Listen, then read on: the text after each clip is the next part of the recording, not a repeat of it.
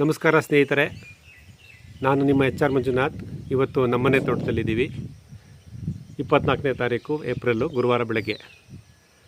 ನಾವು ಕಳೆದ 4 ದಿವಸದಿಂದ EM1 ಬಗ್ಗೆ, ಎನ್ರಿಚಬಲ್ ಮೈಕ್ರೋ ಆರ್ಗ್ಯಾನಿಸಮ್ ಬಗ್ಗೆ, ಅದನ್ನು ಆಕ್ಟಿವೇಟ್ ಮಾಡೋದ್ರ ಬಗ್ಗೆ ಮಾತಾಡ್ತಿದ್ವಿ. ಅದರ ಮುಂದುವರೆದ ಭಾಗ ನೋಡಿ, ಇಲ್ಲಿ ನೋಡೋಣ.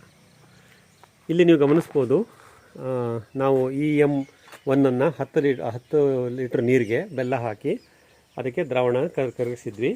2 ದಿನ ಮುಚ್ಚಿಟ್ಟಿದ್ವಿ ಅನ್ಏರೋಬಿಕ್ ಬ್ಯಾಕ್ಟೀರಿಯಾ ಡೆವಲಪ್ ಆಗಲಿಕ್ಕೆ. 2 ದಿನ ಈ ರೀತಿ ಒಂದು ಶೇಡ್ ನೆಟ್ ಕಟ್ಟಿ ಏರೋಬಿಕ್ ಬ್ಯಾಕ್ಟೀರಿಯಾ ಡೆವಲಪ್ ಆಗೋಕ್ಕೆ ಮಾಡಿದ್ವಿ.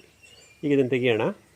ತೆಗೆದಾಗ ನಮಗೆ ಈಗ ದ್ರಾವಣ ಕಾಣುತ್ತೆ ನೋಡಿ. ಇದು 4 ದಿವಸ ಹಳೆ ಆದಂತಹ EM1 ಬೆಲ್ಲದ ನೀರಲ್ಲಿ ಹಾಕಿರೋದು. ಇದನ್ನು ಕೋಲಲ್ಲಿ ತೊಳಸ್ಬಾರ್ದು, ಆಲ್ರೆಡಿ ಹೇಳಿದ್ದೀನಿ. ಈಗ ಇದರಲ್ಲಿ ನಾವು ಈ ಕಳೆದ 4 ದಿನಗಳಲ್ಲಿ ಏನು ಮಾಡಿದ್ದೀವಿ, ಫಸ್ಟ್ 2 ದಿನ ಅನ್ಏರೋಬಿಕ್ ಬ್ಯಾಕ್ಟೀರಿಯಾ ಡೆವಲಪ್ ಮಾಡಿದ್ದೀವಿ. ನೆಕ್ಸ್ಟ್ 2 ದಿನ ಏರೋಬಿಕ್ ಬ್ಯಾಕ್ಟೀರಿಯಾ ಡೆವಲಪ್ ಮಾಡಿದ್ದೀವಿ. ಇದೇ ನಿಮ್ಮ 10 ಲೀಟ್ರು ಇಲ್ಲಿ ಸೊಲ್ಯೂಷನ್ ಇಲ್ಲಿ ರೆಡಿಯಾಗಿದೆ. ಇದನ್ನು ನಾನು ಆಕ್ಟಿವೇಟೆಡ್ ಎನ್ರಿಚಬಲ್ ಮೈಕ್ರೋ ಆರ್ಗ್ಯಾನಿಸಮ್ AEM ಅಂತ ಹೇಳ್ತೀನಿ. ಈಗ ಇದನ್ನು ಉಪಯೋಗಿಸೋ ಸಮಯ.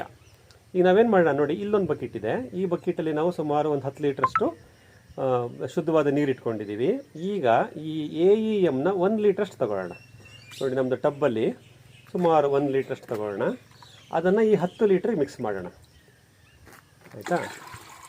ಈಗ ನಮ್ದು ಏನಾಯಿತು, ಇದು AEM ಇಲ್ಲಿಗೆ ಟ್ರಾನ್ಸ್ಫರ್ ಆಯಿತು. ಈಗ 10 ಲೀಟ್ರ್ ನೀರಿನ ದ್ರಾವಣದಲ್ಲಿ ನಾವು ನಮ್ಮ AEMನ್ನು ಬಿಟ್ಟಿದ್ದೀವಿ. ಇದರಲ್ಲಿ ಎಲ್ಲ ಥರದ ಸೂಕ್ಷ್ಮಜೀವಿಗಳು ಇಲ್ಲಿಗೆ ಟ್ರಾನ್ಸ್ಫರ್ ಆಯಿತು. ಈ ಹಳೆ ಬಕೆಟಲ್ಲಿ ಇನ್ನೇನು 9 ಲೀಟ್ರಷ್ಟು ಉಳ್ಕೊಂಡಿದೆ ಅಲ್ವಾ, ಇದನ್ನು ನಾವು ಇವತ್ತು ಉಪಯೋಗಿಸಲ್ಲ. ನೆಕ್ಸ್ಟ್ ಯಾವತ್ತು ಉಪಯೋಗಿಸ್ತೀವಿ ಅವತ್ತು ತಗೊಳ್ಳೋಣ. ಅಲ್ಲಿ ತನಕ ಇದನ್ನು ಮತ್ತು ಅದೇ ರೀತಿ ಬಟ್ಟೆ ಮುಚ್ಚಿ ದಾರ ಕಟ್ಬಿಟ್ಟು ಇಟ್ಬಿಡೋಣ. ಬಟ್ಟೆ ಯಾಕೆ ಕಟ್ತಾ ಇದ್ದೀವಿ, ಸೊಳ್ಳೆ ನೊಣ ಎಲ್ಲ ಒಳಗಡೆ ಹೋಗಿ ಮೊಟ್ಟೆ ಇಟ್ಟು ನನ್ನ ದ್ರಾವಣವನ್ನು ಹಾಳು ಮಾಡಬಾರ್ದು. ಈಗ ಒಂದು ಪ್ರಶ್ನೆ ಬರುತ್ತೆ ಸ್ನೇಹಿತರೆ, ಈ AEMನ ಇದು ಡ್ರಮ್ಮಲ್ಲಿ ಇಡ್ತಿದ್ದೀವಲ್ಲ, 1 ಲೀಟ್ರ್ ತಗೊಂಡು 9 ಲೀಟ್ರ್ ಉಳಿದಿದೆಯಲ್ಲ, ಇದನ್ನು ಎಷ್ಟು ದಿವಸ ಹೀಗೆ ಇಟ್ಕೋಬೋದು? ಇದಕ್ಕೆ ಏನಾದ್ರು ಬೆಲ್ಲ ಹಾಕಬೇಕಾಗತ್ತೆಯೇ? ಇದಕ್ಕೆ ಎಕ್ಸ್ಪೈರಿ ಡೇಟ್ ಅಂತ ಏನಾದ್ರು ಇದೆಯೇ ಅಂತ. ಇದಕ್ಕೇನು ಅದಕ್ಕೆ ಉತ್ತರ ಏನಂದರೆ ಮಿತ್ರರೇ, ಇದಕ್ಕೆ ನಾವು ಇವಾಗ ಬೆಲ್ಲ ಹಾಕೋ ಅವಶ್ಯಕತೆ ಇಲ್ಲ.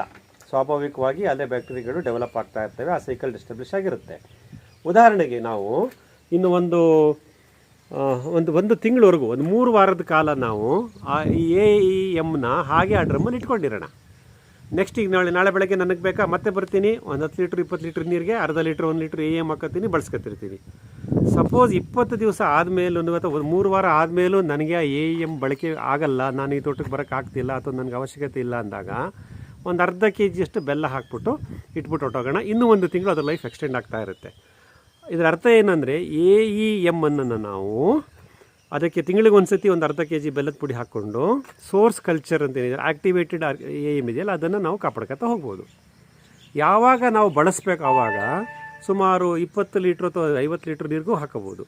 1 ಲೀಟ್ರ್ AEMನ್ನು ತಗೊಂಡು ನೀವು ಯಾವ ರೇಷಿಯೋ 1:20, 1:50, 1:100 ತನಕನೂ ಡೈಲ್ಯೂಟ್ ಮಾಡ್ಬೋದು. ಡೈಲ್ಯೂಟ್ ಮಾಡಿಕೊಂಡು ನೀವು ಕಾಂಪೋಸ್ಟ್ ಮಾಡೋಕ್ಕೆ ಉಪಯೋಗಿಸ್ಕೊಳ್ಳಿ, ಗಿಡದ ಬುಡದಲ್ಲಿ ಸೂಕ್ಷ್ಮಜೀವಿಗಳನ್ನು ಸೇರಿಸಕ್ಕೆ ಉಪಯೋಗಿಸ್ಕೊಳ್ಳಿ.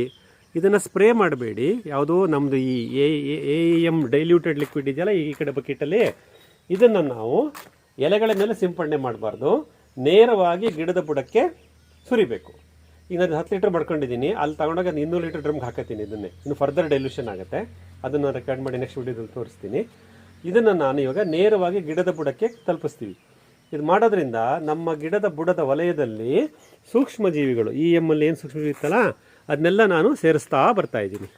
ಹೀಗೆ ನಾವು ಸೂಕ್ಷ್ಮಜೀವಿಗಳನ್ನು ನಮ್ಮ ಮೇಲ್ಮಣ್ಣಿಗೆ, ಗಿಡದ ಬುಡಕ್ಕೆ ಸೇರಿಸಲಿಕ್ಕೆ EM ಅನ್ನೋ ಮೂಲ ದ್ರಾವಣ ತಂದು ಅದನ್ನು 4 ದಿನ AEM ಆಗಿ ಮಾಡಿ ಅದನ್ನು ಫರ್ದರ್ 200 ಲೀಟ್ರಿಗೆ ಡೈಲ್ಯೂಟ್ ಮಾಡಿ ಪ್ರತಿ ಗಿಡದ ಬುಡಕ್ಕೆ ಹಾಕ್ತಾ ಬರ್ತೀವಿ.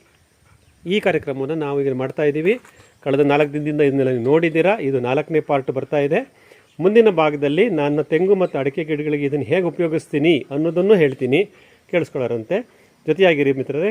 ಧನ್ಯವಾದಗಳು.